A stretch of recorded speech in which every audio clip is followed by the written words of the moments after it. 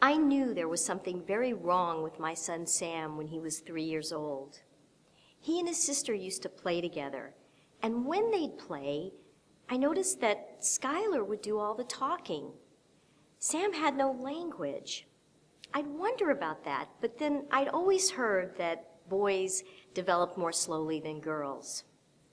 Then I noticed that Sam didn't look at me when I'd talk to him, and I couldn't get him to focus on anything. So I brought it up with our pediatrician, Dr. Zimmerman. But Dr. Zimmerman said to me, "Relax, you're too nervous. Kids develop at their own pace. He's only 3, he'll catch up." So time went by, and there was no change, and I couldn't shake the feeling that something was wrong. So I took Sam to see this renowned doctor in New York City, and the doctor ran all these tests on him. And she got back to me and she said, "I have good news for you and I have bad news for you. The good news is your son can't hear." I said, "That's good news?" She said, yes, because we can fix that with surgery. But here's the bad news. We gave your son an IQ test, and he scored in the 37th percentile. This child will never be very intelligent. You need to start looking for special ed programs for him. "What?" I said. Wait.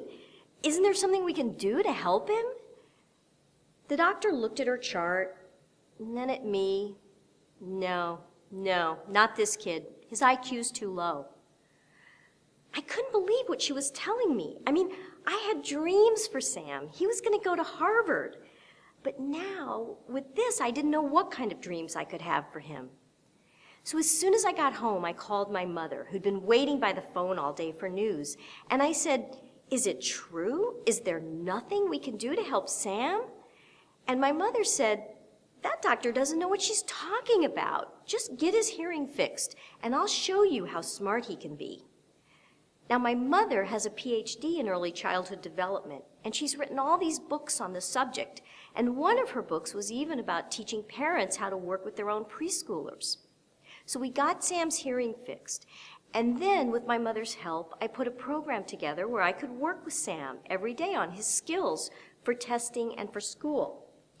Now, back then, I had a full-time job, so I would come home from work every night so tired, but Sam would be there waiting for me, so excited to start our special learning time together. And the two of us would snuggle up in bed together for about half an hour every day, and we'd work on his skills. I had to develop all my own materials to work with him, and I put him all into a big box that I decorated with superheroes. And in fact, we used his superhero action figures to help him learn. We'd count them. We looked at the colors in their uniforms. We'd line them up from the tallest to the shortest. I taught him that Batman starts with a B and Superman starts with an S. And to Sam, we were just playing and having fun.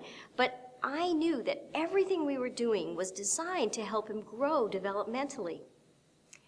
A year later, he was retested in his nursery school. And I was pretty nervous because even though I'd seen a lot of improvement, I didn't know how he was going to test. And I had to wait weeks for the results. But finally, the nursery school director called me. And she said, "Karen, you're not going to believe this, but Sam made the highest score in the class, 94th percentile. He got into our first choice school for him, and he turned out to be a wonderful student." Now, Sam is all grown up today, and he didn't want Harvard. He wanted NYU, so that's where he went. And when I look back on my whole life of raising that child, it was that year that we worked together on his skills that was like the best year of our life together, really. I mean, we bonded like you can't imagine. And he loved being with me. I mean, certainly more so than later when he became a teenager. I'm not a doctor. I'm not a psychologist.